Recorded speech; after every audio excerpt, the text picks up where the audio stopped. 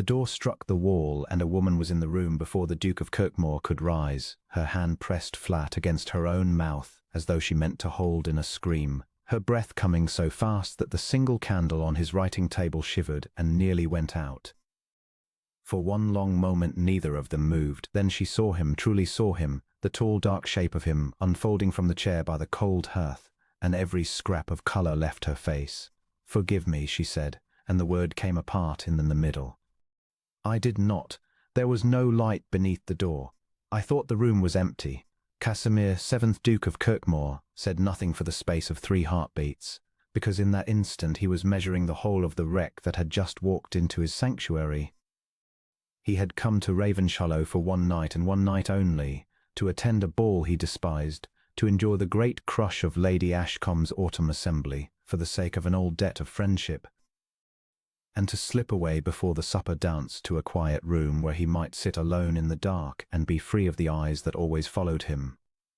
He had found the small library at the end of the east passage, had shut the door, had lit a single candle so that no servant would blunder in, and had let out the first honest breath he had drawn all evening, and now this. A young woman in ivory silk, her hair half fallen from its pins, a long tendril of it loose against a throat that was rising and falling too quickly. There was a rawness about her that had nothing to do with the disorder of her dress.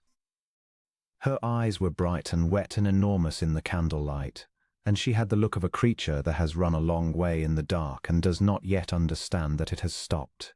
"You are unwell," he said. It was not what he had meant to say.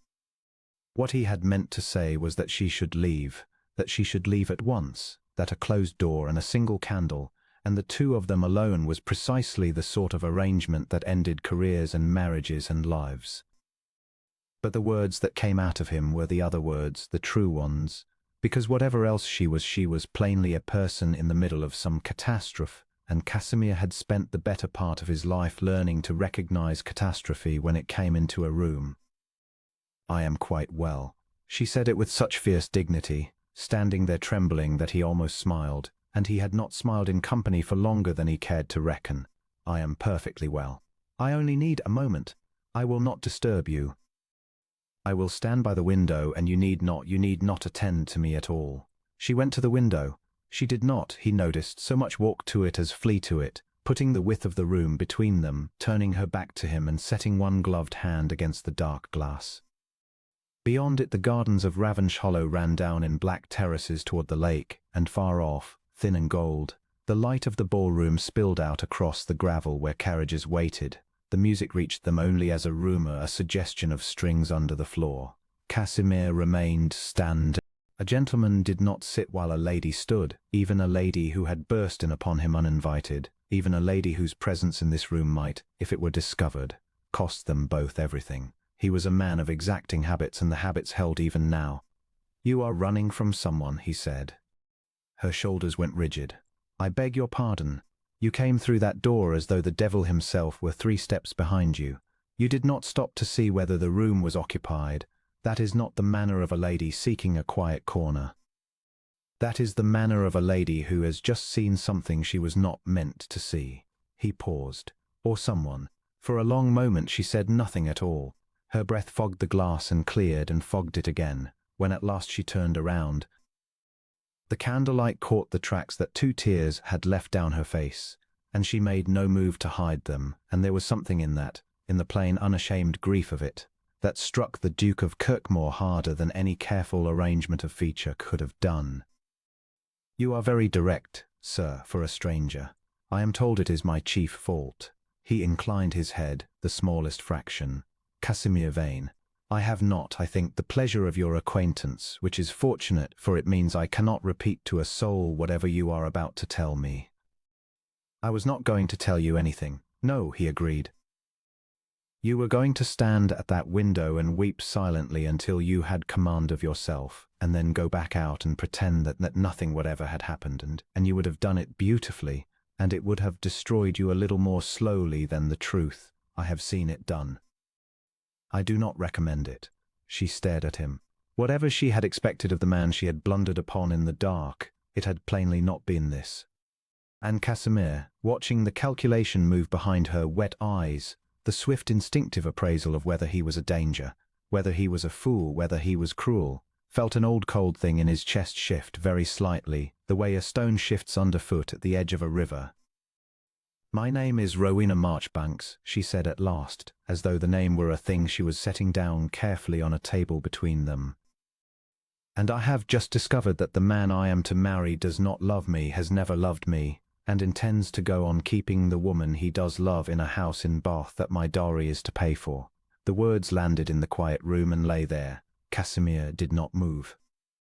He had learned long ago that the worst thing one could do with another person's ruin was to reach for it too quickly. "You heard this yourself," he said, "with my own ears. Not an hour ago." Her voice was steadier now, which he understood. Sometimes the saying of a thing steadied a person even as it broke them. "There is a gallery above the card room. I went up to be alone. I had a headache, or I told myself I did. He came in below with Lord Farley. They did not know I was above them," he said. She stopped. Her hand rose to her throat again, to the loose curl there, and pressed it flat as if to keep it from betraying her. "He said that Miss Marchbanks was a tedious little brown mouse, but that her £30,000 would keep Sophie in silk for a lifetime, and that once the vows were said, he did not intend to trouble the mouse above 4 times a year." "Ah," said the Duke of Kirkmore, very softly, and the single syllable carried in it a whole judgment upon Rowena Marchbanks' betrothed, delivered and filed. "So you see," she said, and now the fierce dignity came back over her like a garment she was pulling on to cover the wound. "I had every reason to leave the card room in a hurry, and to seek the first dark door, and I am very sorry to have troubled you, your grace." She had marked the name then, and understood what he was. "And I will go. And I promise you upon my honor that I will never tell a living soul that I found you here, and I would ask the same courtesy of you." She got as far as the door. She had her hand upon the latch when they both heard, quite distinctly, coming up the east passage toward them, the sound of voices and the light, quick tread of many feet, and above the rest a woman's carrying laugh, the particular ringing laugh of a hostess conducting a party of her guests on a tour of her fine old house. And Rowena Marchbanks went absolutely still with her hand upon the latch and her whole body turned to stone, and Casimir understood in the same instant that she did. If that door opened now, they were finished. Both of them. A duke and an unmarried young lady alone in a candlelit room with the door shut, her hair undone, her face marked with weeping. There was no explanation on this earth that society would accept, and society would not try to find one. It would simply decide, and the deciding would be done before either of them could draw breath. "The window," Casimir said low and fast, crossing the room in 3 strides. But it was a tall window with a heavy old-fashioned catch. And even as he reached for it he heard the party turn the corner into the passage, heard Lady Ashcombe's voice, warm and proprietary, saying, "And this is the little East Library, quite my favourite room in all the house. Do come and see the Holby in."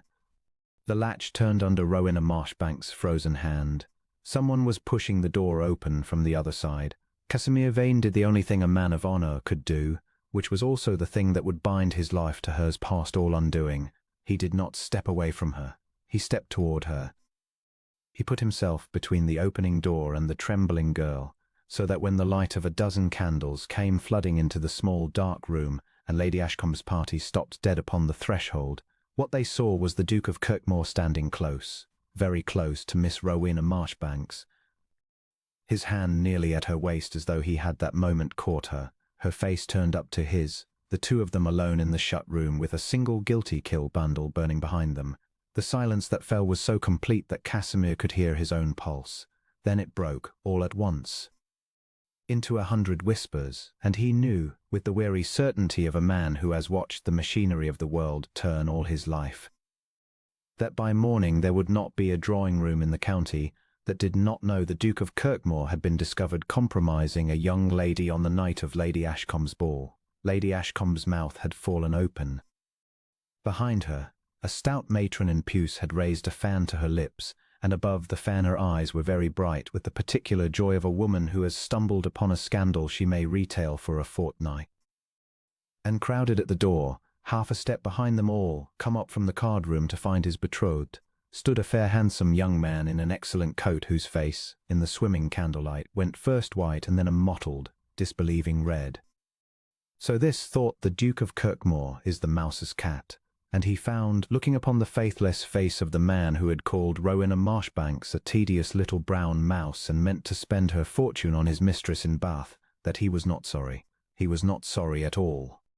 "Ladies," said Casimir, and his voice, which he had spent 20 years learning to make cold and level and impossible to argue with, fell over the whispering room like snow. "Lady Ashcombe, you will forgive us. Miss Marchbanks was taken faint in the crush, and I brought her here for air. As you can see, I have only this moment succeeded in reviving her." He did not step back from Rowena. He did not release her. He let his hand settle deliberately at the small of her back, steadying her, claiming her, offering the room a story it would refuse to believe and daring it to say so to his face. "She is my particular friend, and I will thank you to see that she is comfortable." It was a lie so bold that for one breath the whole party believed it, or wished to, or dared not do otherwise.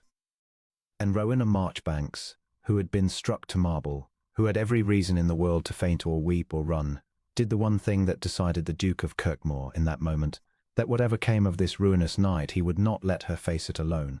She lifted her chin. She looked at the puce matron and the open-mouthed hostess and the white-faced traitor in the doorway, and she said, in a voice that only shook a very little, "The Duke is too kind. I am quite recovered now." And she did not look at her betrothed at all.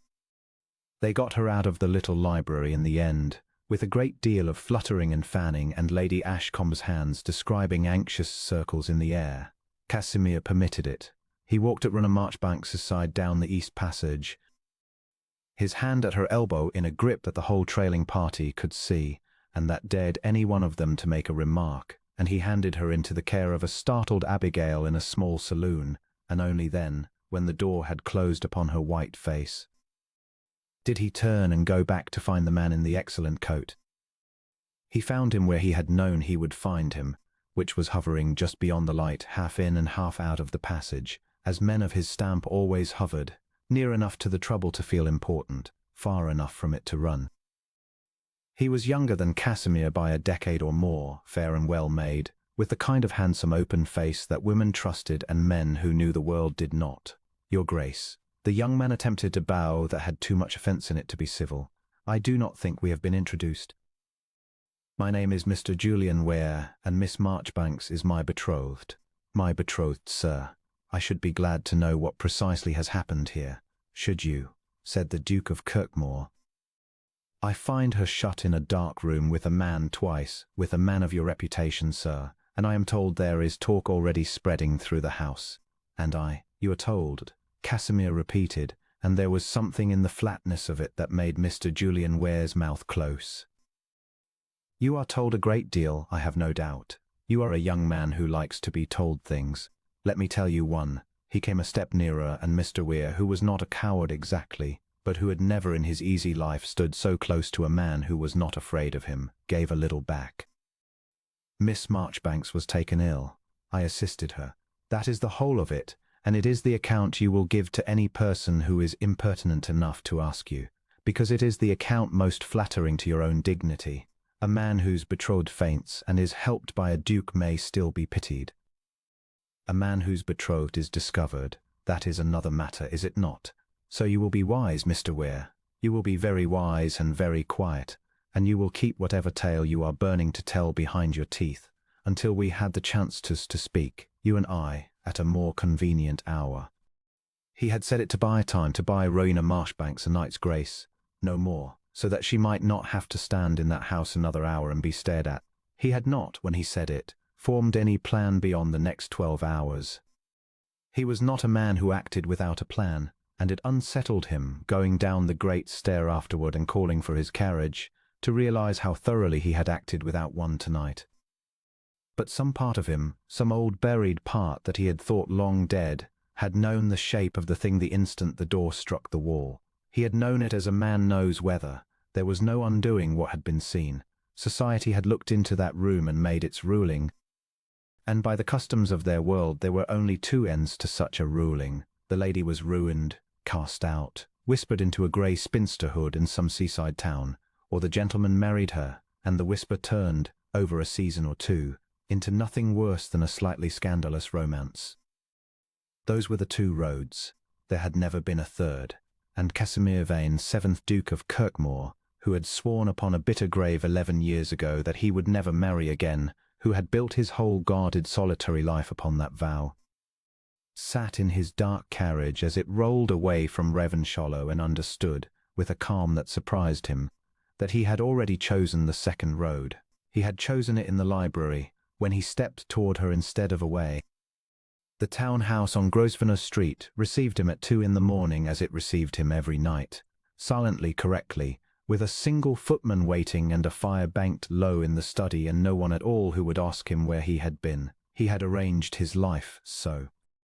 After Isabella, there had seemed no purpose in arranging it any other way. He did not go up to bed.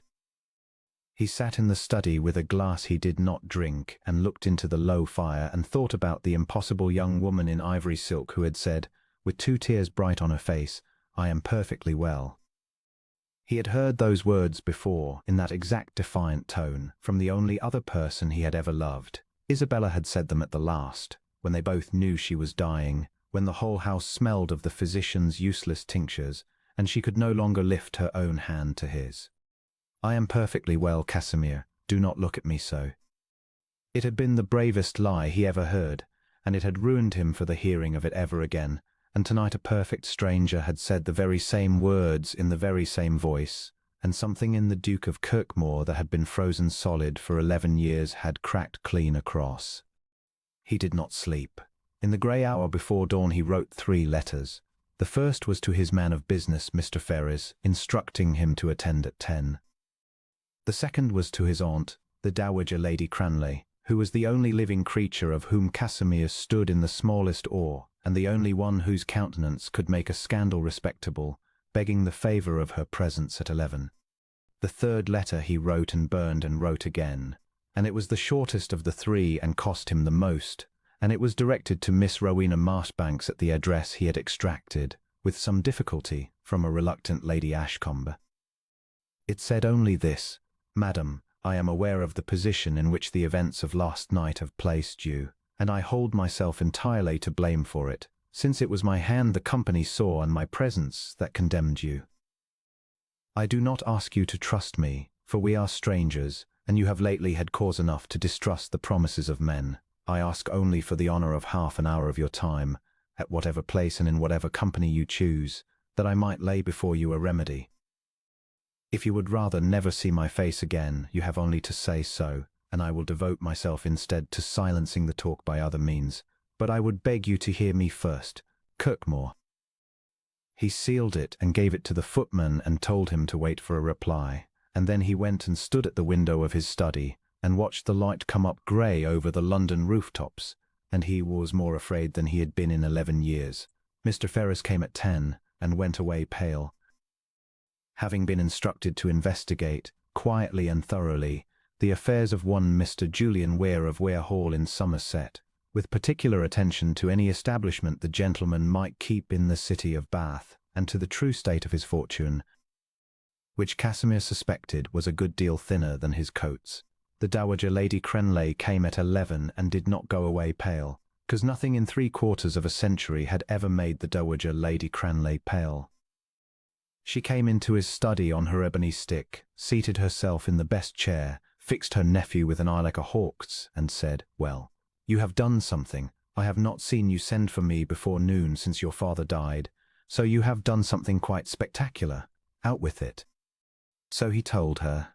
He told her all of it, plainly, in order, sparing himself nothing: the library, the candle, the party at the door, the hand he had put deliberately at the girl's back. The Dowager listened without a flicker. When he had finished, she was silent for a while, tapping the head of her stick with one ringed finger. "The Marchbanks girl," she said at last. "Sir Henry Marchbanks' daughter, £30,000 and no mother living, the father a nonentity, the family respectable and dull. I have met her twice, a quiet creature, handsome enough when she is not trying to be invisible, which is most of the time. She narrowed her eyes.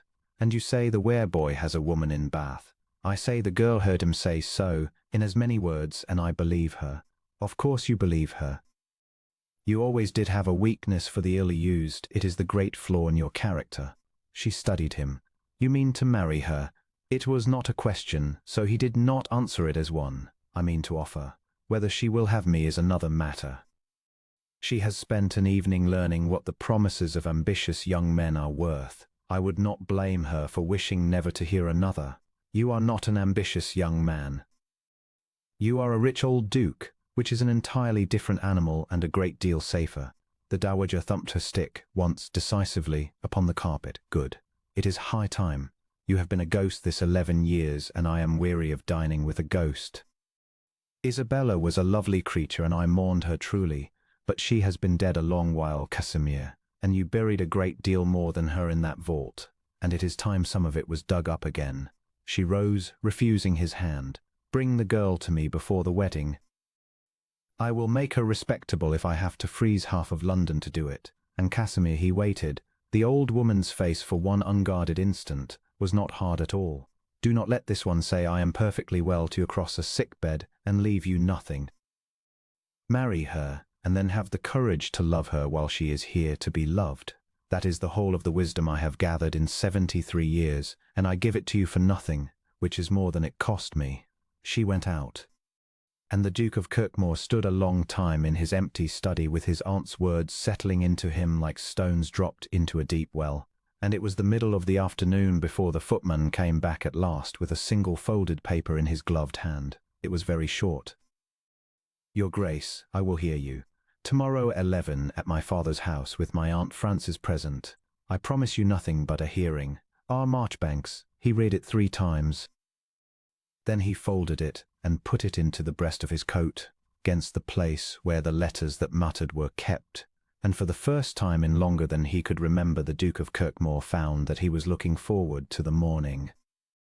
It occurred to him, in the grey hour before Mr. Ferris came, that he did not truly know what he was proposing to do. He had lived so long inside the fortress of his own habits that the walls of it had grown invisible to him, and he had forgotten there was a world beyond the mint into which a man might, if he were reckless enough, walk out. He rose and went to the long window and looked down at the waking street.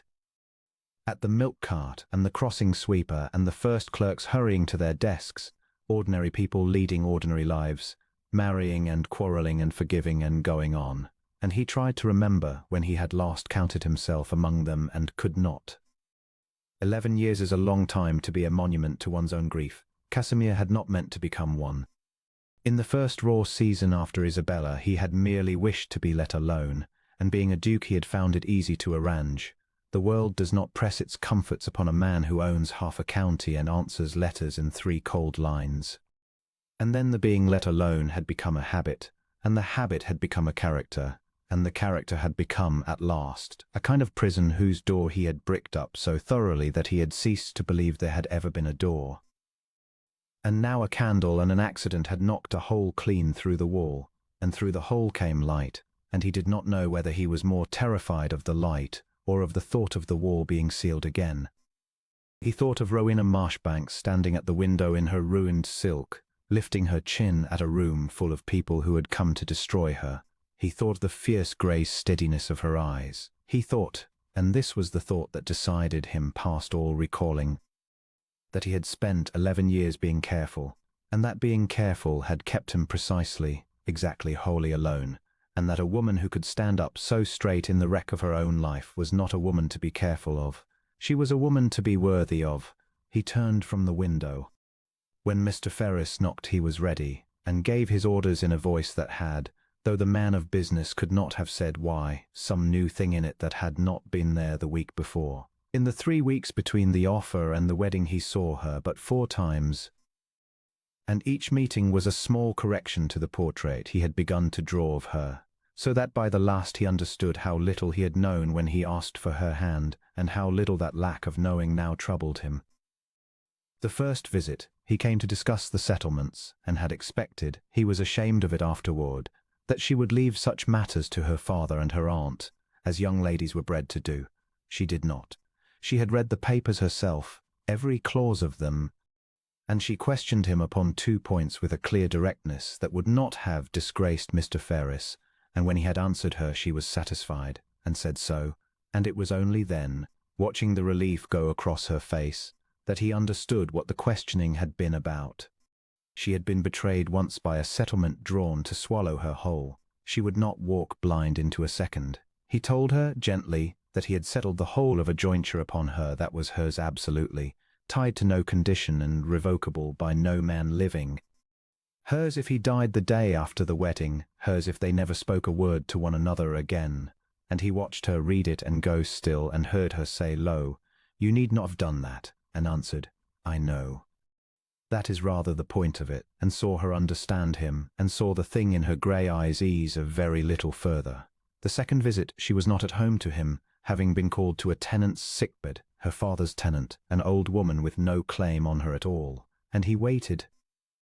And when she came in she was flushed with the cold, and had a basket over her arm, and apologized for keeping a duke kicking his heels in her father's shabby parlour.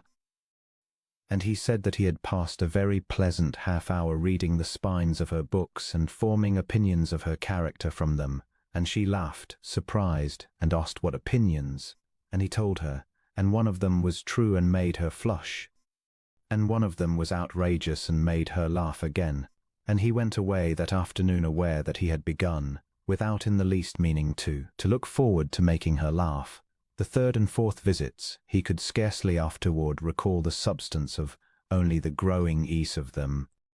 The way the silences between them had ceased to be awkward, the way she had stopped calling him your grace in every sentence and let it lapse, sometimes into nothing at all, which was its own kind of intimacy.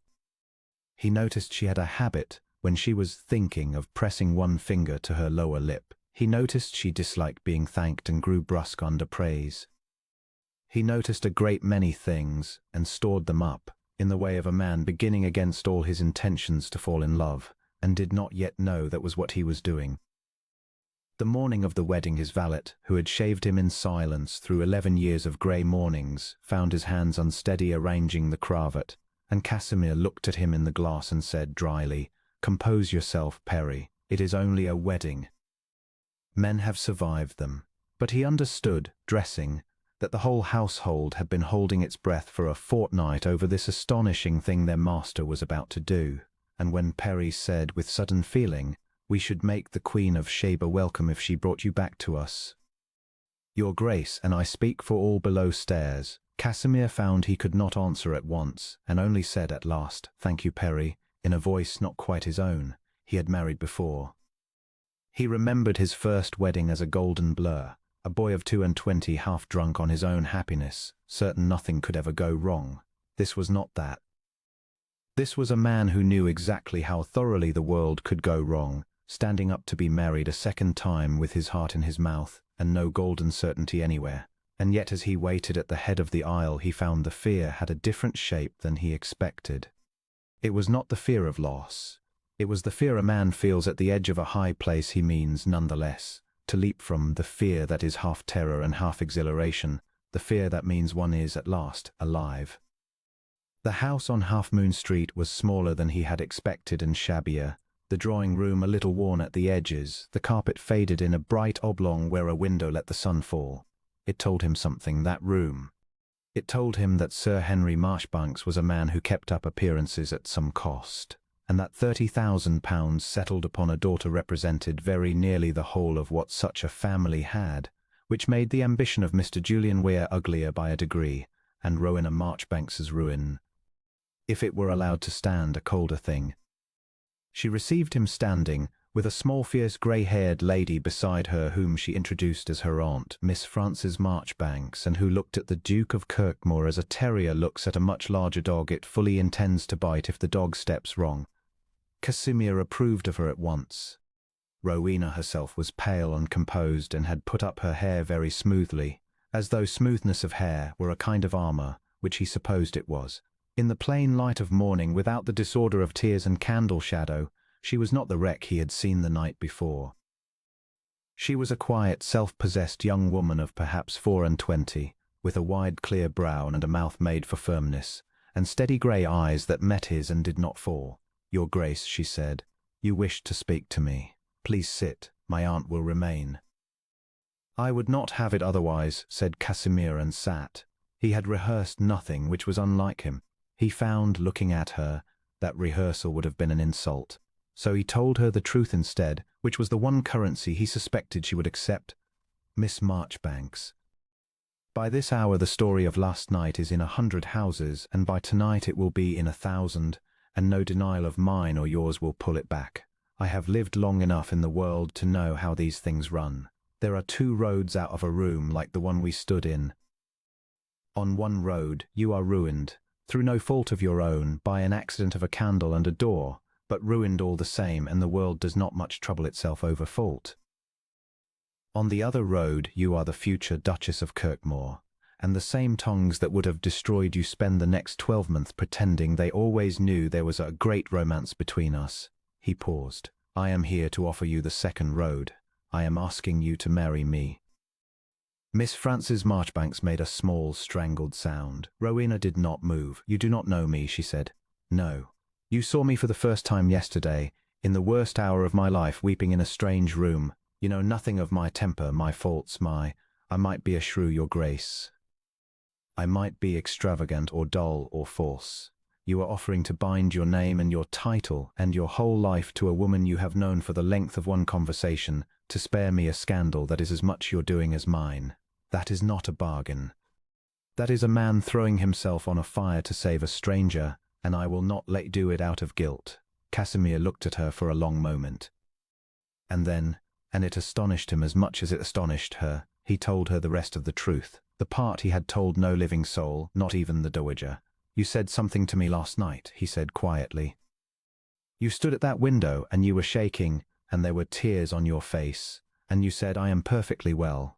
Do you remember? I remember. My wife said those words to me 11 years ago. The room went very still. Even Aunt Frances had stopped bristling. She said them as she was dying, when she was anything but well, because she could not bear that I should suffer more than I had to. I loved her past all sense, and she died, and I made up my mind that I would never marry again, that I would never again stand at the foot of a bed and watch someone I loved say, I am perfectly well, and lie to me out of kindness. I have kept that resolve for 11 years. I have refused every match my aunt has schemed at, every heiress, every beauty. I am accounted the coldest man in London, and I have taken some care to earn it. He held her eyes. And then a young woman I had never met burst into a dark room and said those words in that voice, and something I thought had died in me a long time ago turned over and was not dead after all. I am not offering you marriage out of guilt, Miss Marchbanks, or not only out of guilt. I am offering it because for the first time in 11 years I would rather be married than be alone, and I do not fully understand it, and I am too old to pretend I do not feel it. That is the truth. It is not a flattering truth, and it is not a romantic one, but you asked me for one, and I have never yet found the lie that served better. The silence stretched. Somewhere below stairs a clock struck the quarter. Rowena Marchbanks had gone very white, and her hands, folded in her lap, were pressed so hard together that the knuckles stood out. You would not, she began, and had to stop and start again. The world says you are cold. The world said Mr. Weir was warm. I find I no longer trust a word the world says about the temper of any man, so I will ask you plainly, and I will watch your face while you answer, and if you lie to me I think I shall know it, because I have lately grown very skilled at hearing lies. If I marry you, will you keep a woman elsewhere? Will there be a Sophie in a house in Bath, or its like, whom I am to pretend not to see? No, said Casimir.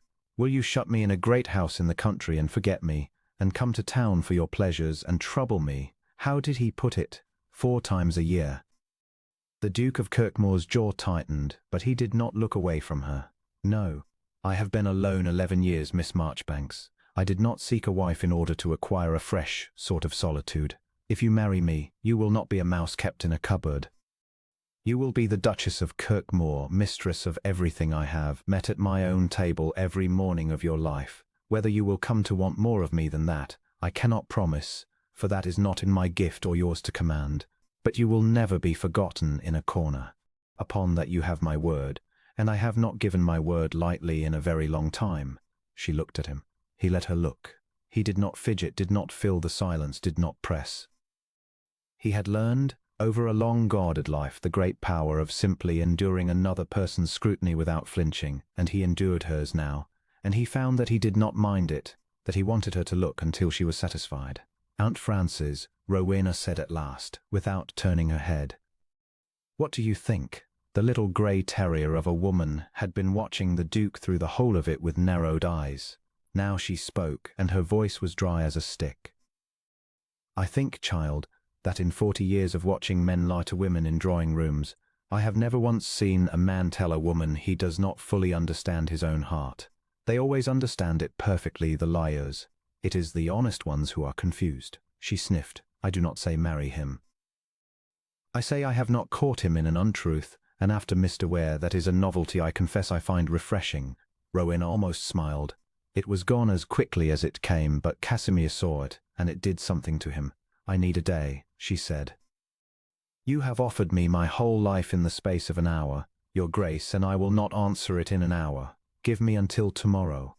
"You may have a year if you need it," said Casimir, rising, "though I will not pretend the world will hold its tongue that long. Take your day. Take it and welcome." "I would rather have a yes that you meant than one you were frightened into." He bowed to her and to the fierce little aunt and turned to go. At the door he stopped and looked back and said the thing he had not planned to say. "Miss Marchbanks, whatever you decide, I want you to know that I heard what that man said of you. A tedious little brown mouse, he called you. I have known you the better part of 2 days now, and I have watched you stand your ground in a room full of people who came to destroy you, and stare down a duke twice over, and I will tell you what I think you are." He paused. "I think you are the least tedious person I have met in 11 years. Good day." And he went out and left her staring after him with her hand at her throat, at the place where the loose curl had been, and he did not see, because he had already turned away, that this time the almost smile did not vanish quite so fast. Her answer came the next morning, brought by the same reluctant footman, and it was even shorter than the first. "Yes, but I will hold you to every word you spoke in that drawing-room. Ah." The Duke of Kirkmore read it standing at his study window, and he was aware distantly that a muscle at the corner of his mouth had moved of its own accord, and that the sensation was so unfamiliar that it took him a moment to name it. He was smiling. Alone in an empty room, over a scrap of paper, the coldest man in London was smiling like a boy. He did not let it show by the time Mr. Ferris arrived with his report, and the report wiped the smile away in any case, for it was uglier than he had guessed. Mr. Julian Ware of Ware Hall was not merely a young man with a mistress and a shallow purse. He was a young man very near the edge of ruin. Ware Hall was mortgaged to the roof tree. There were debts of honour outstanding at 3 clubs, a moneylender in the city growing impatient, and... This was the thing that made Casimir set the paper down and stare at the fire. A settlement already drawn up, in Ware's favour, that would have given him control of the whole of Rowena's £30,000 upon the day of the wedding, with barely a farthing tied up for her own use. The woman in Bath was real. Her name was indeed Sophie, and the establishment kept for her was more lavish than anything at Half Moon Street. The mouse had not merely been unloved. She had been very nearly devoured, and had escaped it by the accident of a headache and a gallery and an open window, and the closeness of it made the Duke of Kirkmore colder and quieter than his household had seen him in years. He said nothing of the worst of it to Rowena. There would be a time for that, if a time were needed.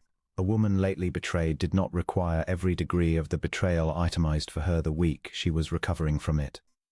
But he wrote to Mr. Ferris to hold the file, and he wrote, separately, a very civil note to Mr. Julian Ware, inviting that gentleman to call upon him at Grosvenor Street at his earliest convenience, upon a matter of mutual interest. Ware came. Of course he came. A young man drowning in debt does not decline a summons from a duke, whatever the duke may have done with his betrothed. He came in his best coat with his handsome open face composed into an expression of wounded dignity, and he found the Duke of Kirkmore waiting for him in the study, not seated and not offering a seat. "You will have heard," Casimir said, without preamble, "that Miss Marchbanks has accepted my offer of marriage." Ware's jaw worked. "I have heard a great many things, Your Grace." That my betrothed of 2 years' standing was taken from me in a single night by a man old enough to be. He stopped himself, but not soon enough. Go on, said Casimir pleasantly. Old enough to be. It is a phrase you seem fond of. I am 39, Mr. Weir, which is a good age for a duke and a poor one for a debtor, and there we have the whole difference between us. But I did not ask you here to compare our ages. I asked you here to release Miss Marchbanks. There is nothing to release. The bonds were never read. She is free to make a fool of herself with whom she pleases. The red was coming up in his face again. Though I wonder, your grace, that a man of your consequence should trouble to marry a girl caught in a dark room. One would almost think you had been caught yourself. Casimir let that sit in the air a moment. Then he crossed to his desk, opened a drawer, and laid upon the blotter, one at a time, with great deliberateness, the papers Mr. Ferrers had assembled, the mortgage upon Ware Hall, the notes of hand from 3 clubs, the money-lender's account, and last turned so that Weir could read it right side up. The settlement Weir's own lawyer had drawn, the one that would have swallowed £30,000 whole. The colour went out of Julian Weir's face as though a tap had been opened. You called her a tedious little brown mouse, Casimir said very quietly. You said her fortune would keep your Sophie in silk for a lifetime. You said you did not mean to trouble the mouse above 4 times a year. She heard you say it. That is why she was weeping in the dark when the world found her with me, though the world does not know that, and never shall, for I will not have her shamed twice. You did not lose your betrothed to a scandal, Mr. Weir. You lost her because she climbed a stair to be alone with a headache and heard, from your own mouth, exactly what you were. He tapped the settlement with one finger. This would have ruined her.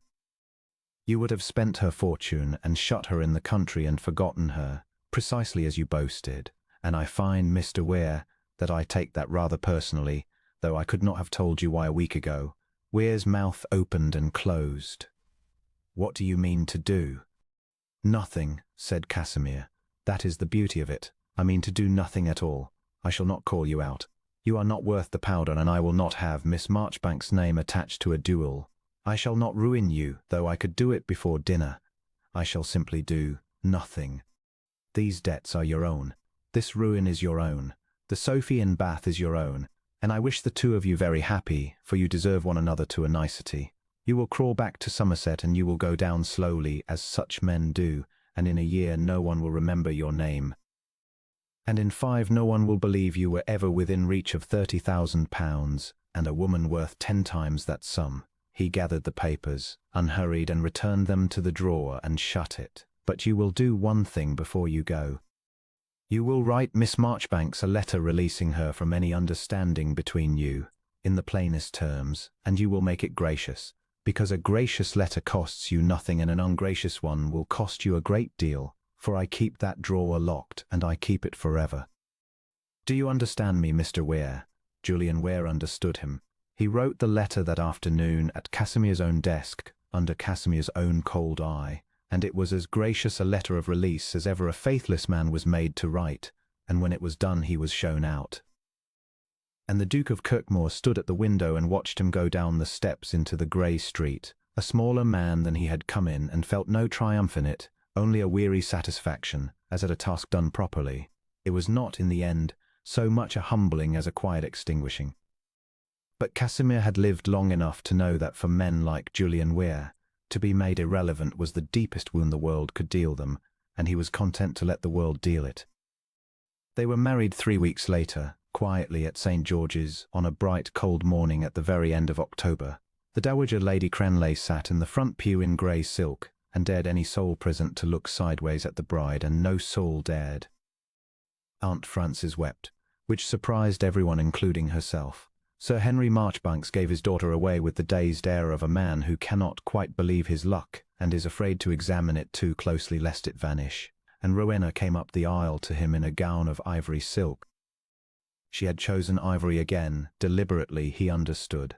She was not a woman to let a colour be spoiled for her by a bad memory, with her clear grey eyes fixed on his face and her chin up, and when she reached him she'd not tremble at all. You came, he said low, under the murmur of the church. I gave my word, she said. I told you I would hold you to yours. It would be poor of me not to keep my own. And then, so quietly that only he could hear it, with the ghost of that almost smile, "Do not look so grave, your grace. Anyone would think you were being married against your will." "No," said the Duke Cookmore, and found that his voice was not quite steady. "No, not against it at all. They made their vows in clear voices, both of them, and it was done, and he had a wife again after 11 years. And as they came back down the aisle together into the cold bright light of the churchyard, Casimir then discovered that the thing he felt, walking out into his new and terrifying life with a woman he had known for 3 weeks, was not dread, it was hope. And he had forgotten entirely what hope felt like, so that it took him half the carriage ride to Grosvenor Street to be sure that was its name.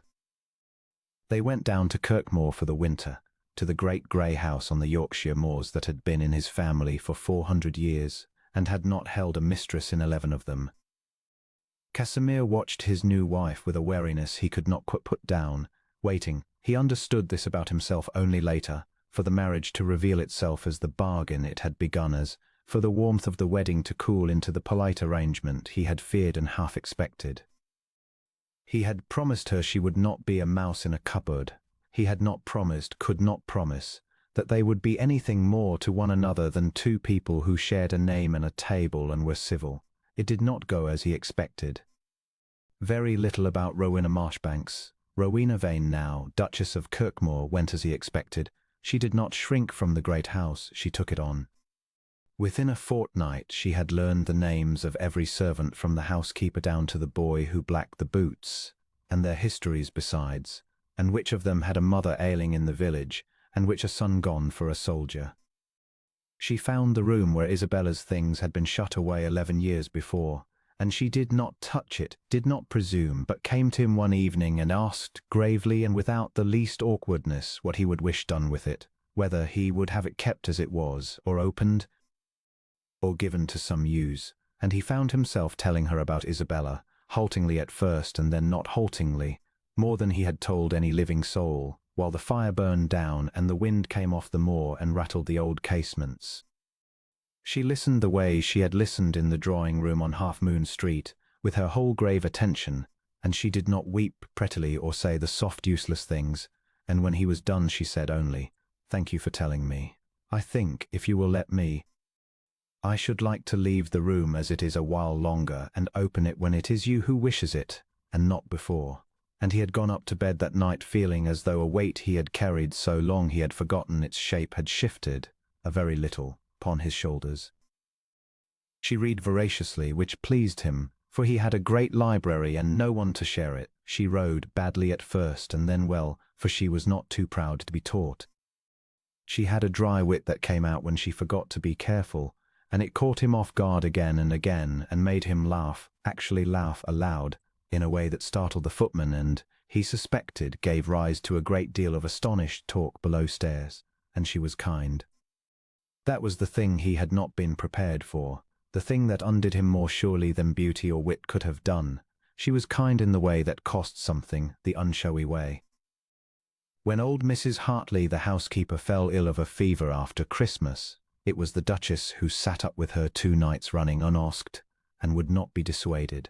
When a tenant's cottage burned in January and the family were turned out into the cold, it was the Duchess who had them housed, and for Casimir had so much as heard of it, and who came to him afterward not to be praised, but to be sure she had not overstepped, that she had not spent his money where he would not have wished it spent, as if he would have grudged it. As if he did not stand there looking at earnest, anxious face and think, with a kind of vertigo, that he had married, by the grace of a candle and an open door, the best woman he had ever known. He fell in love with her slowly and then all at once, which he was given to understand is the only way it is ever truly done. He could not have named the day. There was no single moment, no thunderclap. There was only the gradual astonishing discovery, across the short dark days and long firelit evenings of that Yorkshire winter, that he no longer wanted to be alone, that he listened all day for her step in the passage, that the sight of her at the far end of the long breakfast table, frowning over a letter with a wisp of hair escaping its pins, was the thing he now got up in the mornings to see. That when she laughed at something he said, the dry surprised laugh she gave when he had genuinely amused her, He felt it in his chest like a struck bell, and spent the rest of the day contriving to earn it again. He said none of this. He did not know how. He had loved Isabella since they were 19, and the loving of her had been as natural as breathing, and he had never had to learn the words, because the words had always simply been there. This was different. This had grown up out of scandal and bargain and a promise made in a drawing room. And he did not know how a man was supposed to say to the wife he had married for propriety's sake, "I have come to love you, and I am afraid," and so he said nothing and hoped, in the manner of clever men who are cowards in exactly one direction, that she would somehow know. She did not know. How could she? He had told her in the beginning that he could not promise she would come to want more of him, nor he of her. He had said it to be honest, to make no false vows, and she had taken him at his word, as an honest woman does, and built no castles upon a warmth he had never promised her. She was content, he thought. She was safe and respected, and mistress of a great house, and married to a man who did not keep a Sophie in Bath and never would, and after Julian Ware that was a great deal, and she had made a kind of peace with it being all. He watched her make that peace and did not understand that he was watching it. He thought her contentment was the whole of what she felt. He did not see the thing he might have seen if he had been less afraid of it, that she watched for his step in the passage too. It was the Dowager Lady Cranley who saw it when she came up to Kirkmoor in February for a fortnight and stayed 6 weeks. She watched the two of them across a dozen dinners, her hawk's eye missing nothing, and on the night before she was at loss to go back to London, she cornered her nephew in the study over the port. He did not drink and said, without any preamble whatever, "You are in love with your wife." Casimir said nothing. "Do not trouble to deny it. I have eyes. You have been in love with her since Candlemas at the latest, and probably since Christmas, and you have not told her, and I should like to know why. Because she is in love with you, you great fool, and has been at least as long. And the pair of you sit at that endless table making calf's eyes at your soup and imagining the other has not noticed." She thumped her stick. "It is the most idiotish thing I have witnessed in 73 years, and I include in that the entire conduct of your late father." "She married me to escape a scandal," Casimir said. "Lo, I married her to end one. We were honest with each other from the first, brutally honest, in that drawing room, and I told her I could promise no more than respect and a place at my table. If I go to her now, a season later, and say that everything has changed, that I have fallen in love with her, she will not believe it is not pity or duty or a comfortable habit dressed up as feeling. She has been lied to by one man who wanted her fortune. I will not be the second man who tells her a thing she cannot trust." The Dowager looked at him for a long moment, and her hard old face gentled, as it once before in a London study a lifetime ago. "Casimir," she said, "you are protecting yourself, and you are calling it protecting her, and that is the oldest trick a frightened heart plays on a clever mind. You are afraid to tell her, because if you tell her and it is not returned, you will have lost her the way you lost Isabella. You will have opened the door again, and the wind might blow the candle out. I understand it, I do. But you cannot keep a woman safe by refusing to love her out loud. You can only keep her lonely." She rose stiffly and laid one ringed hand for a moment against his cheek, which she had not done since he was a small boy. "Tell her, before some accident tells her for you, or worse, tells her wrong. Tell her while it is yours to tell." He did not tell her. Not that night, nor the next, nor in all the soft lengthening days of the spring that followed. When the moor turned green and the lambs came, and the two of them rode out together in the mild evenings, and he was happier than he had believed a man could be a second time, and too afraid of losing it to say so. He kept meaning to. He would frame the words in the night and lose them by morning. And so the thing that should have been said gently in its own good time was left unsaid until it was said in the worst way of all, which was not by him at all, but by the last person on earth he would have chosen to say it. The winter deepened, and the great house on the moor, which had been a cold and echoing place for 11 years, began without anyone quite marking the moment to be warm. It was the small things that did it. Casimir came slowly to understand. Not any grand alteration, for Rowena made none, asked leave before she changed so much as the arrangement of her room. It was that she was there. There were fires lit now in chambers that had stood cold since Isabella's day. because the Duchess used them, walked in them, sat in them of an evening with a book. There were flowers on the long table in the hall, brought in from the succession houses that the old gardener, delighted to be asked, had nursed through years of being ignored. There was music sometimes in the evenings, for she played, not brilliantly but truly, and Casimir found that he had taken to leaving the study door open of an evening, so that the sound of it might reach him, and then to abandoning the study altogether, and coming to sit in the room where she played, at first with the excuse of a letter to write, and after a while with no excuse at all. He had not known how silent the house had been until it was silent no longer. He had grown so used to the silence that he had taken it for peace. It was not peace, he discovered. It had only been the absence of anything worth breaking it for. She did not fill the silence with chatter. That would have driven him from the room within a week, and she seemed to know it. She had a gift, rare in his experience, for a companionable quiet, for sitting in the same room with a man and each of them about their own occupation, and the silence between them not empty but full, like the silence of two people who no longer need to be always proving they are at ease. He would look up from his book and find her frowning over hers, that finger pressed to her lip, and he would watch her for a moment before she felt his eyes and looked up, and the small private smile they exchanged then, over nothing, over the mere fact of the other being there, became, over that long dark winter, the thing Casimir found he lived his days toward. One evening in December a great storm came howling off the moor, and the snow drove sideways against the windows, and the wind found every ancient gap in the old casements and set the candle flames streaming, and Rowena, who had never wintered so far north, sat listening to it with her eyes wide. "Does it always do this?" she asked. "It sounds like the whole house is trying to lift and fly away." "Every winter," said Casimir. "You will grow used to it." My mother used to say the wind on this moor was the only honest thing in Yorkshire, for it told you plainly it meant to kill you, which is more than the summer does. He had not thought of his mother in years. It surprised him, the ease with which the memory came, sitting here with his wife by the fire while the storm raged. She hated it at first, coming north. She was a Kentish woman, all orchards and soft weather. She swore the first winter she would not survive it. And then somewhere in the second or the third she came to love it, and by the end she said she could not sleep anywhere the wind did not sing. And when my father took her south to London, for a season she would lie awake in the quiet and long for the moor to howl at her. "I think," said Rowena, listening to the storm, "that I understand her." And she said it so simply, and looked so at home there in the firelit room with the wind trying to tear the house from its roots, that Casimir felt something turn over in his chest, slow and warm and frightening. And he looked back down at his book and did not read a word of it for a long time. It was that same hard week that old Mrs. Hartley, the housekeeper, took the fever. She was a proud woman who had held the keys of Kirkmore for 30 years and would not, at first, admit to being ill at all. And it was Rowena who saw through it, who noticed the flush and the tremor and the way the old woman leaned on the door frames, and who quietly took the keys from her, over her protests, and sent her to bed.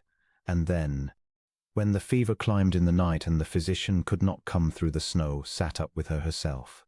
Casimir found them so in the small hours, having woken to an empty place beside him, for they had by then ceased even the pretence of separate chambers.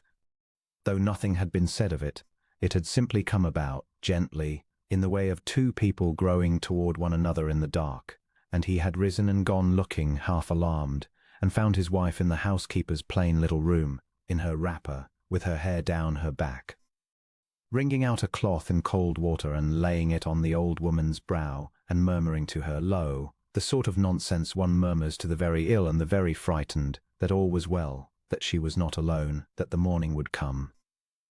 He stood in the doorway a long time, and she did not see him, and the Duke of Kirkmore, watching his Duchess nurse a servant through a fever in the dead of a Yorkshire night with no one to see and no credit to be won, understood with a completeness that took his breath that he had married a woman worth 10 of him, and that he loved her, and that he was in a very great deal of trouble. Mrs. Hartley lived. She came down again in January, weak and much aged. And the first thing she did was to find the Duchess and try to take back the keys, and the Duchess would not have it, insisted the housekeeper rest another fortnight, arranged everything herself in the meantime, and returned the keys at last with a little ceremony that let the old woman keep her pride entire. And Mrs. Hartley, who had served the Duke through 11 years of cold silence, and would have walked into the sea for him, but had never once presumed to speak to him of his own affairs, stopped him in the passage a week later and said, without preamble, in a voice gone thick, "You have got a good one, Your Grace. You have got a rare good one. I hope you know it." And Casimir said, "I know it, Mrs. Hartley," and the old woman nodded fiercely and went on her way, and neither of them ever spoke of it again. But something passed between them in that passage that was, in its way, a kind of blessing. He knew it. That was the whole trouble. He knew it, and he could not say it, and the knowing without the saying grew in him all that winter like a pressure behind a dam. There was a day in that first Yorkshire spring that Casimir came, in later years, to think of as the day he stopped pretending to himself, though he did not stop pretending to her. The snow had gone at last, and the moor had turned from white to a sodden brown, and then, almost overnight, to green.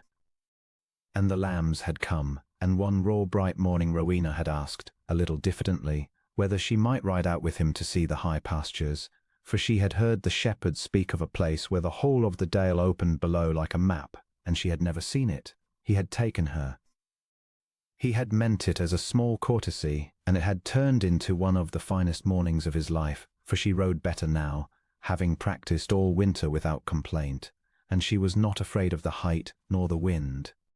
And when they came at last to the shoulder of the fell where the land fell away and the dale unrolled below them, all silver river and green field and grey stone, she had reined in and simply looked, saying nothing for a long while. "My father's house had a view of a brick wall," she said at last. "And the wall of the house beyond that. I used to think, when I was a girl, that if I could only once stand somewhere high and see a long way, I should never ask for anything else again." She turned to him, and her face was open and unguarded in a way he saw too seldom. "I did not know places like this existed to be seen. Thank you for bringing me. I know it is nothing to you, you have seen it 10,000 times. I have not," said Casimir, "seen it once in 11 years. She looked at him, and he found he wanted, for once, to tell her something true. "I stopped riding up here after Isabella died. It was a place we used to come. I did not want the view without her in it. I have not been to this spot in 11 years, until this morning." He looked out over the dale, and the old ache came and was, he noticed, a good deal smaller than he had feared. "It is strange. I thought it would be worse than it is.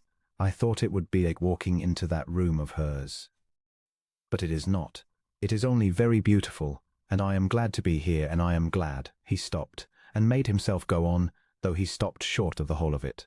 "I am glad it is you is here with me." Rowena said nothing for a moment.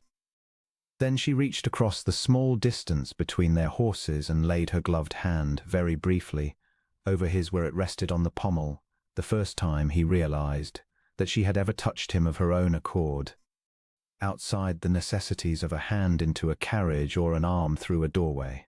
It was the lightest touch, and it was gone in an instant, and it went through him like lightning. "I am glad too," she said, and looked away out over the dale, and neither of them spoke of it again, and they rode home in a silence that was not empty at all. He knew that night, lying awake with the memory of her hand over his, that he was lost, not fallen. The thing was done, and had been done for weeks, and this morning on the fell had only shown it to him plainly, the way a turn in a path suddenly shows a traveller how far he has already climbed. He loved her. He loved her wholly and without reservation, loved her dry wit and her fierce kindness and the finger she pressed to her lip when she was thinking, and the way she had of going straight and still and brave in the face of things that would have felled a lesser soul. And he lay in the dark and framed the words that would tell her so, and lost them, and framed them again, and lost them again, because a small cold coward's voice in him said, "She touched your hand out of kindness, out of gratitude for a view, and if you speak now you will make her draw it back. And she will grow careful with you, and you will have spoiled the one good thing you have left." It was a lie, that voice. He half knew it was a lie, but it was a lie that had kept him safe for 11 years, and safety is a hard habit to break even when it has become a prison, and so he said nothing. that night or the next, and let the days carry him along, happy and afraid, telling himself there would be a better time, an easier moment, a day when the words would come without the risk. There is never such a day. He learned that in the end at some cost. But he did not know it yet, that spring, and so he hoarded his love like a miser hoarding gold he is too frightened to spend, and told himself he was being wise, and watched his wife across the breakfast table and lived for her laugh and did not tell her why. The dowager saw it when she came. Of course she saw it. But even the dowager, for all her hawk's eye, did not see the whole of it, did not see that Rowena hoarded exactly as much, and for reasons that were, at bottom, the very same. Two people, each certain the other's warmth had a limit, each too scarred to test it, each mistaking the other's silence for that limit. It was, as the dowager would say later, with some asperity, the most idiotish arrangement she had witnessed in 73 years. But it was also, Casimir came to think, a very human one, the commonest tragedy in the world, played out in 1,000 marriages that never find their way clear of it, two hearts full to bursting, and a silence between them that neither will be the first to break, and the long, slow waste of years that can follow. If some accident does not force the matter, their accident, when it came, would wear the face of Julian Ware.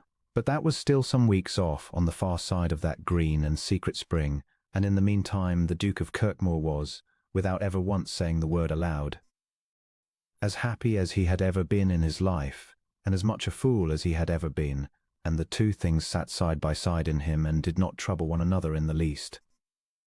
If Casimir had a fault in that spring beyond his cowardice, and he came bitterly to see only the one, but it ran deep. It was that he mistook his wife's contentment for the whole of her heart, and so did not trouble to look beneath it. He was so busy guarding his own secret that he never suspected she guarded one of her own, that behind her gravity and her kindness and her easy companionship there ran a small, cold current of doubt that she had never once let him see, because she was a proud woman and had been taught, in a hard school, that a woman who lets a man see she wants more than he has offered has given him a weapon to use against her. She had come to love him. He did not know it, but she had, quietly, without permission, against her own better judgment, exactly as he had come to love her, and almost exactly the same span of days. But where his fear was that she would think his love a comfortable lie, hers was the older and more corrosive fear of the woman who has been valued only for her fortune, the fear that she was, at bottom, unlovable, that a man might be kind to her and grateful and even fond, and still never quite want her. The way Julian Ware had been able to smile at her across 2 years of courtship and mean not one warm word of it. She had made her peace with being safe. She had not let herself hope to be beloved, because she had hoped it once and it had cost her everything, and a burned hand fears the fire. And so the two of them lived side by side through that green spring, each secretly in love with the other, each too scared to say so, each mistaking the other's silence for the limit of the other's heart. And it wanted only a spark to set the whole misunderstanding ablaze, and the spark, when it came in the shape of Julian Ware. For Ware had not gone quietly to ground in Somerset after all. Casimir's assumption there had been the assumption of a man who does not understand desperation, having never felt it. He had reckoned that a ruined man would creep away and sink, because that was the rational course, and he had forgotten that ruined men are precisely those who have ceased to be rational. Ware had not sunk. He had come to London, dodging his creditors, borrowing where he still could, living in cheap rooms off Jermyn Street on the last of his credit and the whole of his resentment, and he had brooded, through that long spring, upon the Duke of Kirkmore. It was not, in the end, the money that ate at him, or not only the money, it was the humiliation.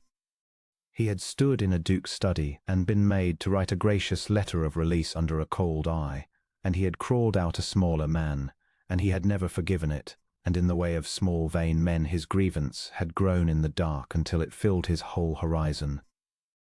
He could not touch the Duke. The Duke was armoured in rank and wealth and that terrible drawer of debts, but the Duchess was another matter. The Duchess had a wound he knew intimately, having dealt it himself. He knew the exact shape of the doubt he could wake in her, because he had put it there. And a man who cannot ruin his enemy will sometimes settle, if he is mean enough, for poisoning his enemy's happiness, and Julian Ware was exactly that mean. He watched them that spring, as their carefully managed triumph unfolded across the drawing rooms of London. The resurrected Duke, the quiet Duchess who had thawed him, the pretty story society had chosen to tell. He read the story in the set of Rowena's shoulders when he glimpsed her at a distance, in the way she stood near her husband without quite touching him, and he read something in it, with the horrible acuity of the jealous, that Casimir himself had missed. That for all the world's talk of a great romance, the Duke and Duchess of Kirkmore did not touch, did not exchange the small unconscious signals of lovers who have spoken, moved about their triumph like two people performing a thing rather than living it. Weir saw the gap between them that neither of them would name. And he understood, grinning in the dark of his cheap rooms, that if he could only widen it, if he could only make the Duchess doubt out loud in a crowded room, the one thing her husband had never dared to say, he might do more damage with 6 sentences than all his ruin had done him harm. He laid his plan with the patience of the truly bitter. He learned their engagements. He got himself, by a borrowed coat and a forged card and the general carelessness of a great crush, into Lady Ashcombe's rooms on a June evening, Lady Ashcombe's again, as though the whole affair were a wheel that must come round to where it began, and he waited for his moment. And his moment came when the Duke was drawn aside into conversation, and the Duchess stood a little apart by a curtained window, alone, in a gown of pale green, watching the dancers with the faint wistful look of a woman who is present at a happiness she is not quite sure is hers. And Julian Weir crossed the room to her, smiling, and made his bow and began, very quietly, to do the cruelest thing that was left in his power to do. Casimir, across the crush, turning from a conversation he had lost the thread of, saw his wife standing very still and very white by the curtained window, and Julian Weir standing over her, too close, his handsome face bent low to hers, speaking, and the Duke of Kirkmore crossed that room faster than he had crossed any room in 11 years. He caught only the tail of it, the last of what Weir was saying, hissed low and vicious beneath the noise of the party, and it was enough. Never chose you, you little fool, he was caught. He had no more choice than a fox in a snare. And if you think a man like that could ever come to love the mouse he was forced to wed, you are a greater simpleton than even I took you for.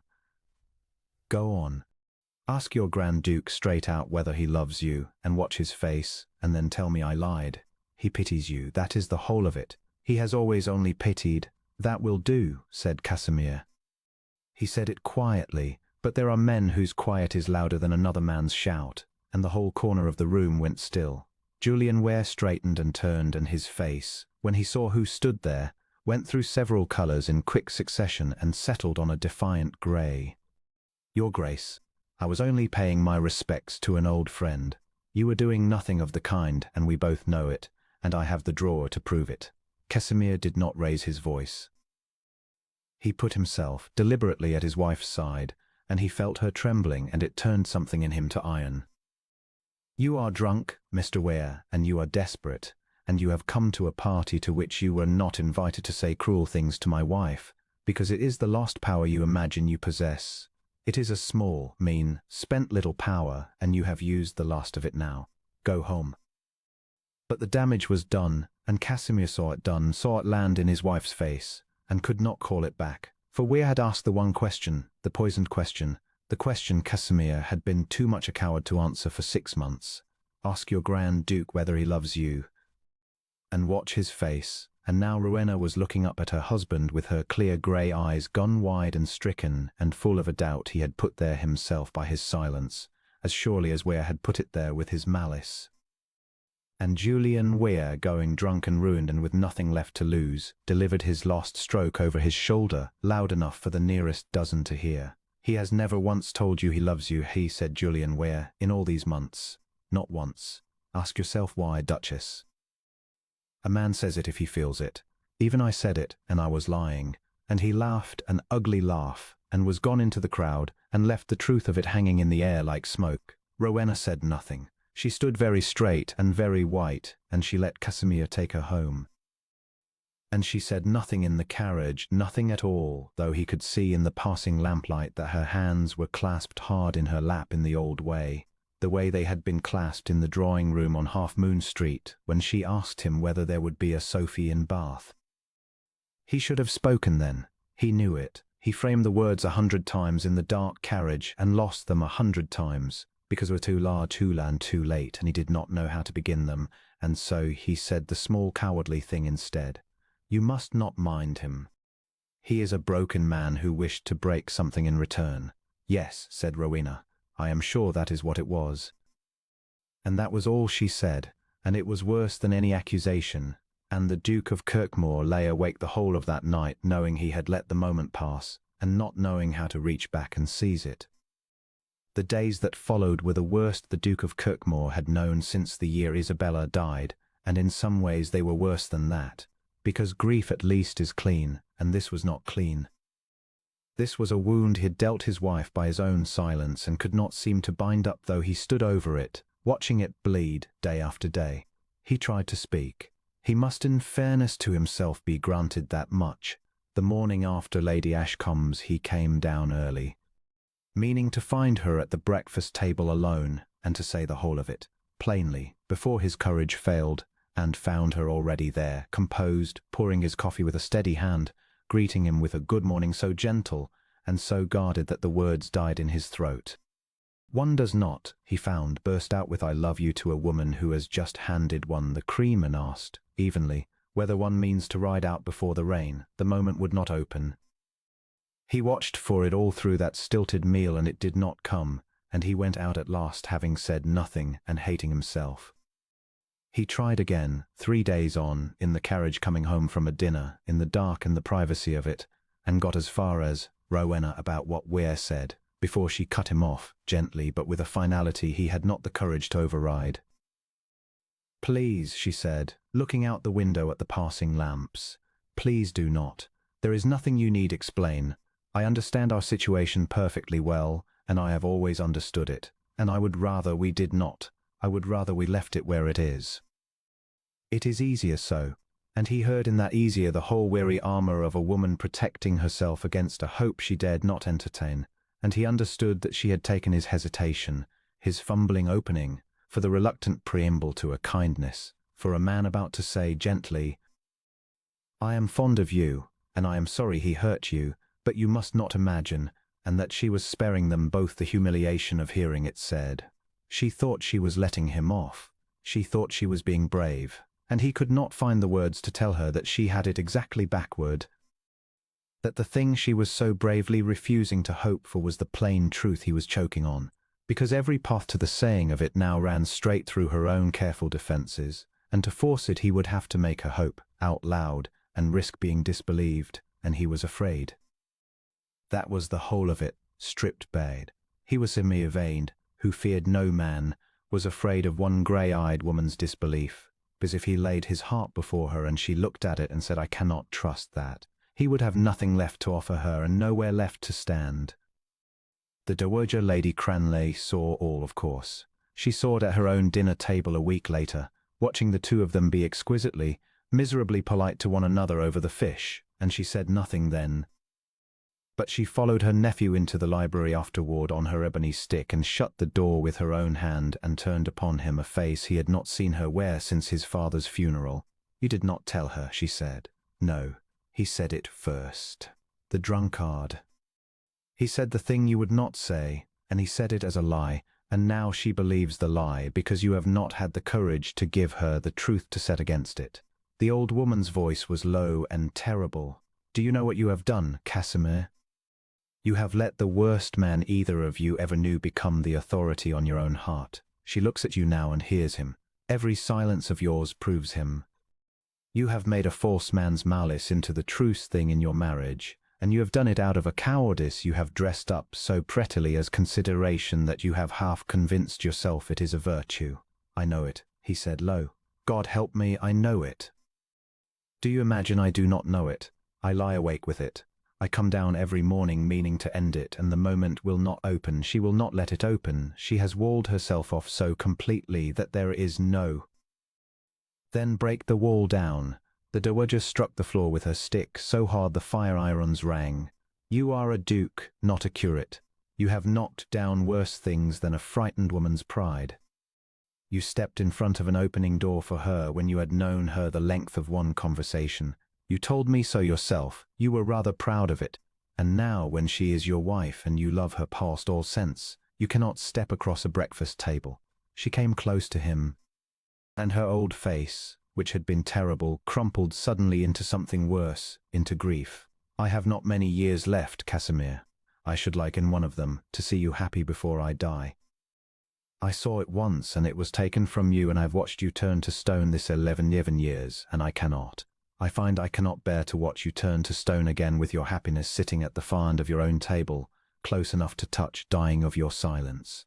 I cannot bear it. So I am telling you, as your aunt and very nearly your mother, that if you do not tell that woman you love her, and soon, I shall never forgive you, and neither, in the end, will you. And then the Dowager Lady Cranley, who had not wept in the presence of another living soul in 50 years, turned sharply away so that he should not see her face, and said in quite a different voice, "It is late. Ring for my carriage." And he rang for it and saw her out, and neither of them said another word, but her words went home in him like nails driven to the head. He did not sleep. He walked the long gallery of the town house half the night, up and down between the portraits of Vane's long dead. Dukes who had held this title before him and made their bargains and buried their wives and gone into these frames, and he thought about all the things a man leaves unsaid until it is too late to say them, and about Isabella's voice saying, "I am perfectly well across a stick," and about Rowena's voice saying the very same words in a candlelit room 8 months ago, and about how he had sworn that first night that he would spend his life making certain that one day the words would be true for her, and how instead he had let a spiteful man make them false.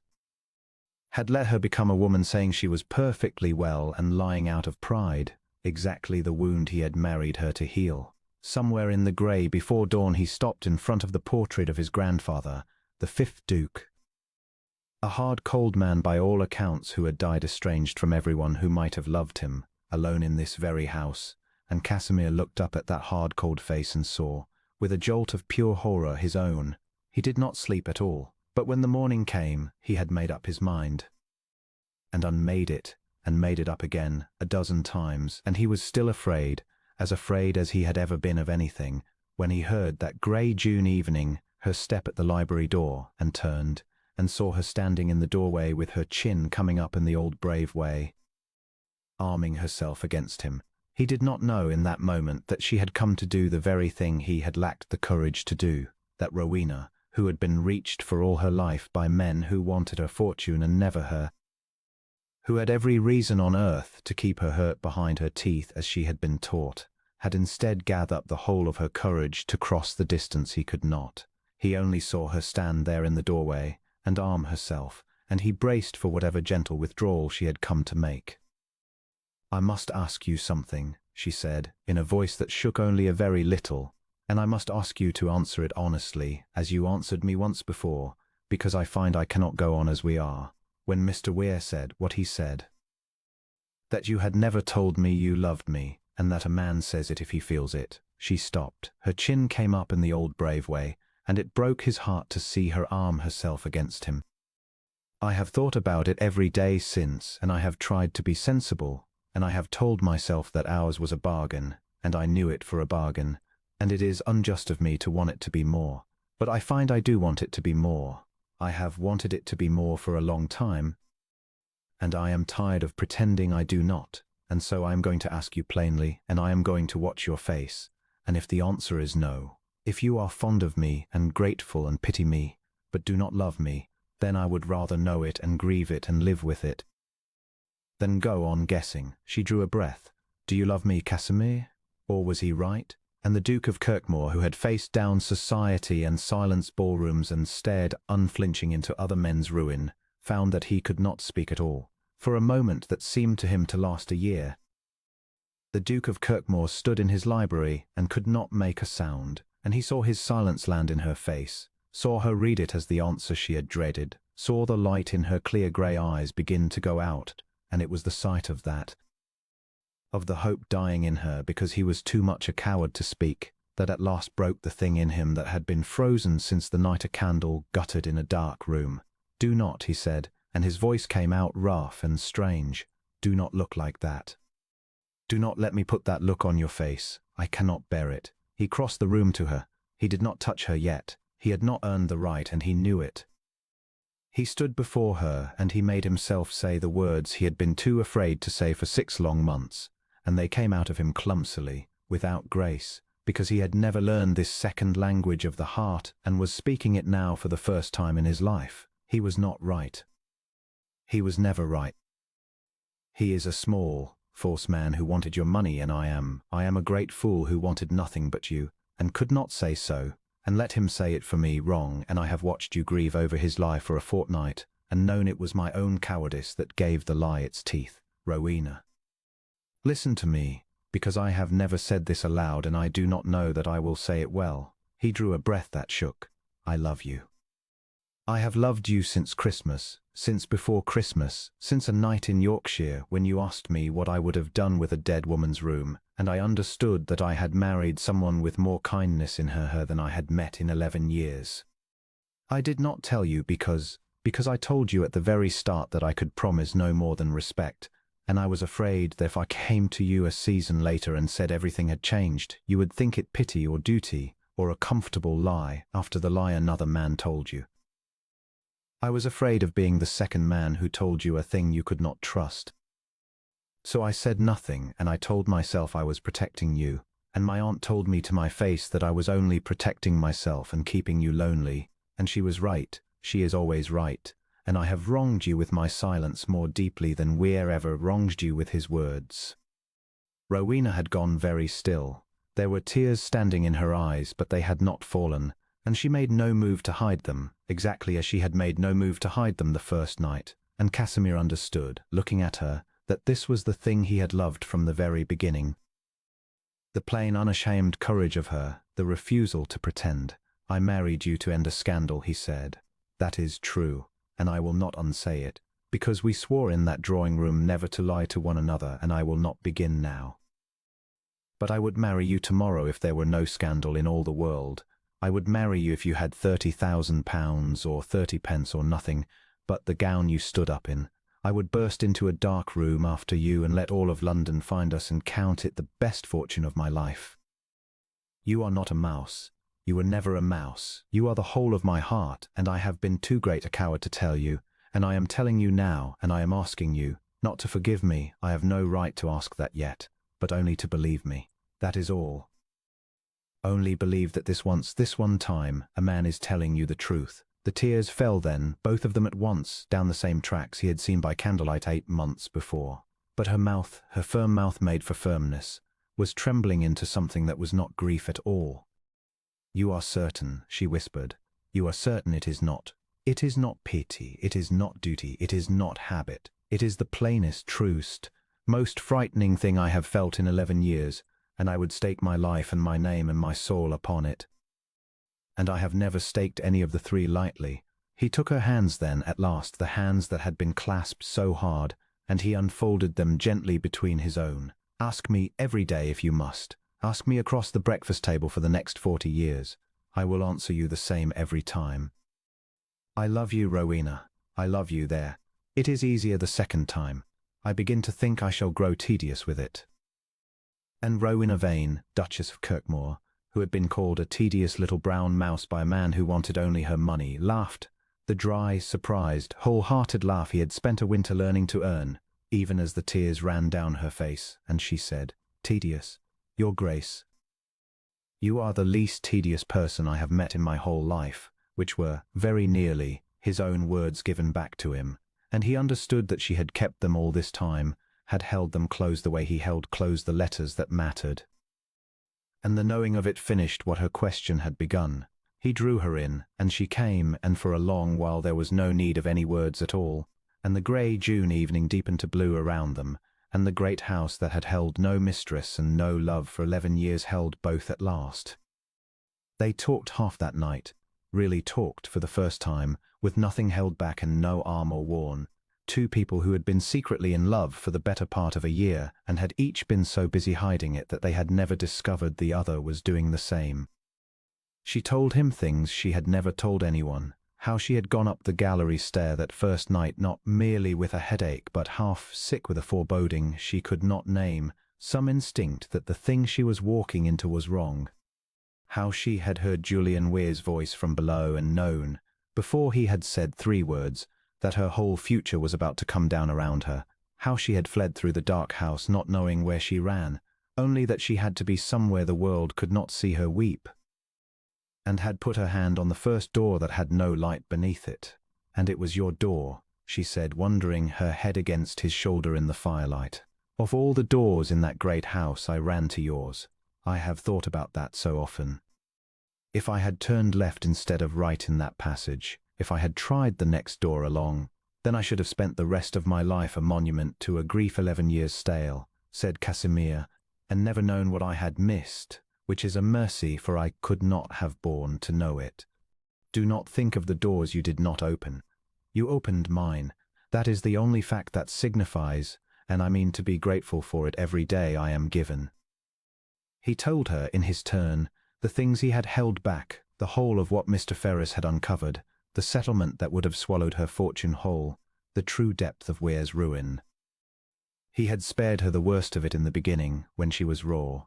There was no need to spare her now, and she was owed the truth, and he found that he wanted no more secrets standing between them, not even kind ones. She listened, white and still, and when he had finished she said only, "Then I was closer to being destroyed than I ever knew," and he said, "Yes," and she was quiet a while, and then she said, "I am glad I know it. I would rather know how near the edge I stood than to walk about imagining the ground was firm," and Casimir thought, not for the first time, that he had married the bravest person he had ever met, and then she said a thing that surprised him. "I should like to see him again. Once. Not to reproach him. I have no wish to reproach him. He is beneath reproach. But I find I do not want to spend the rest of my life afraid that his shadow might fall across a doorway at any ball I attend. I want to look at him once plainly as your wife and the mistress of myself and be done with him. Will you let me?"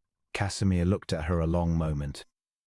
His every instinct was to refuse, to keep her walled away from the man forever, to fight all her battles for her as he had fought the one in his study the autumn before. But he had learned something that spring about the difference between protecting a woman and keeping her lonely, and he understood that this was hers to do, and that to deny it her would be to treat her in the end, as the mouse Weir had called her. "I will let you," he said. "I will be at your side, but the words will be yours. You shall have your reckoning, Rowena, and it shall be exactly as large or as small as you please." The chance came sooner than either expected, and by an irony neither could have arranged. Weir sinking now in earnest, his last credit gone. His Sophie, decamped to a wealthier keeper, had one card left to play, and it was the card of the truly desperate. He came to Grosvenor Street itself, 3 days later, and demanded at first, and then, when the footman was unmoved, begged to see the Duke. He had come, it emerged, to plead for money, to ask the man he had wronged, whose wife he had tried to poison against him, for a loan to keep him out of the sponging house. There is no bottom to the folly of a drowning man. Casimir would have had him turned from the door. It was Rowena who said quietly, "No, let him come up, I will see him."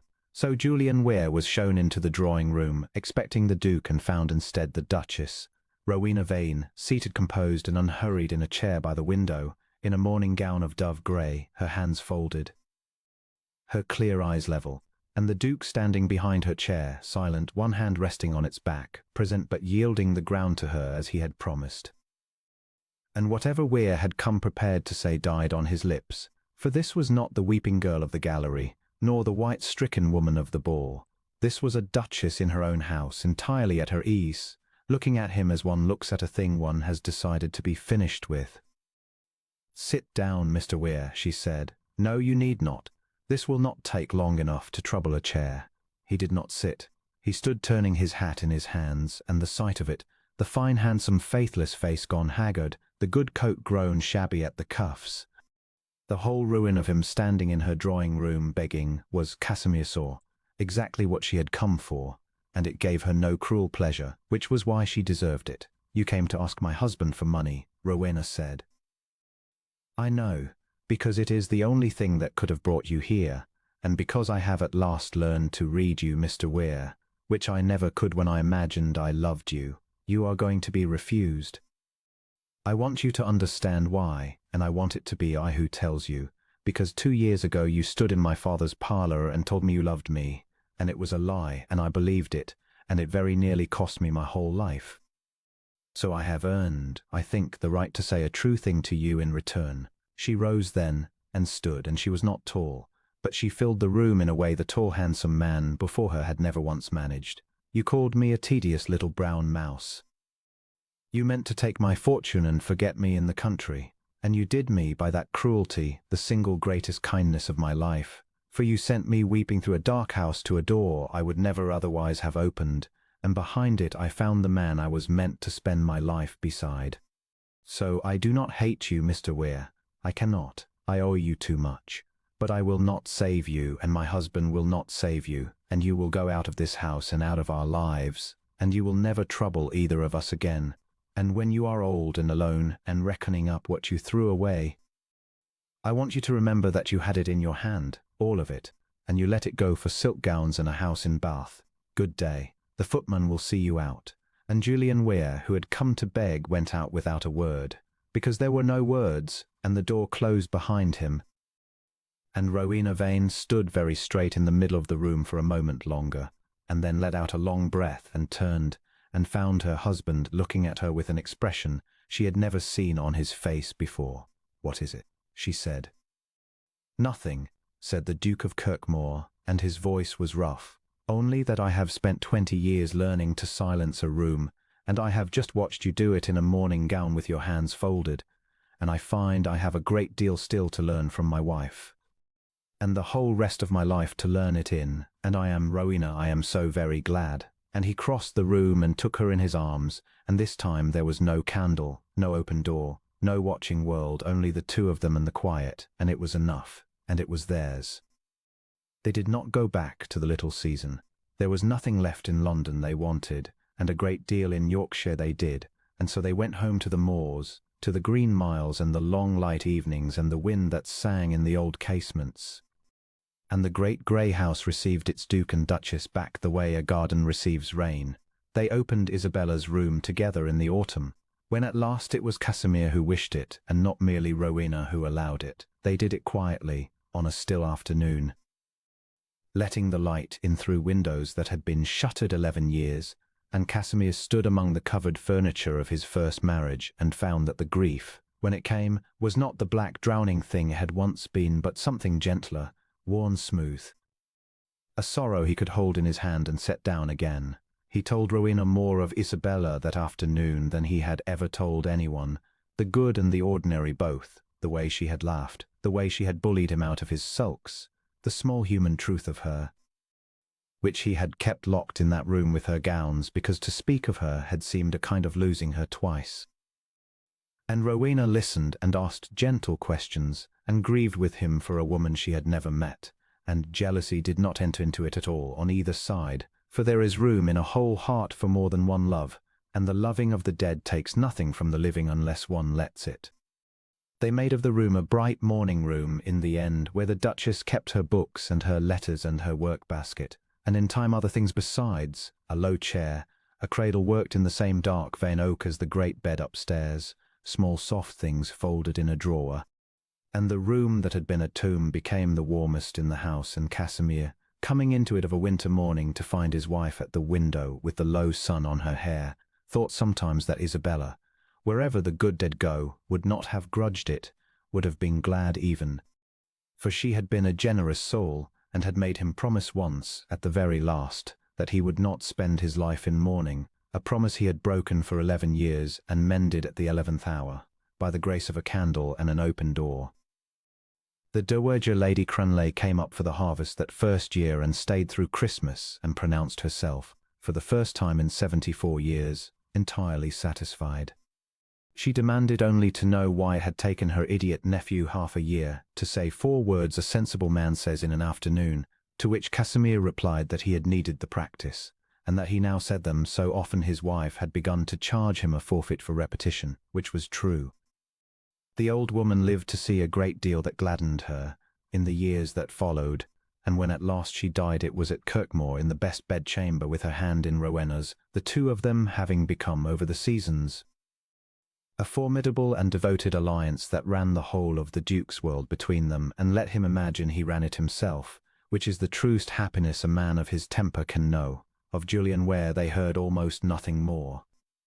He went abroad, as such men do, to Calais or Boulogne, to the grey half-life of the shabby genteel Englishman who can no longer afford England, and there he sank out of all knowledge, and neither Casimir nor Rowena troubled to follow his going.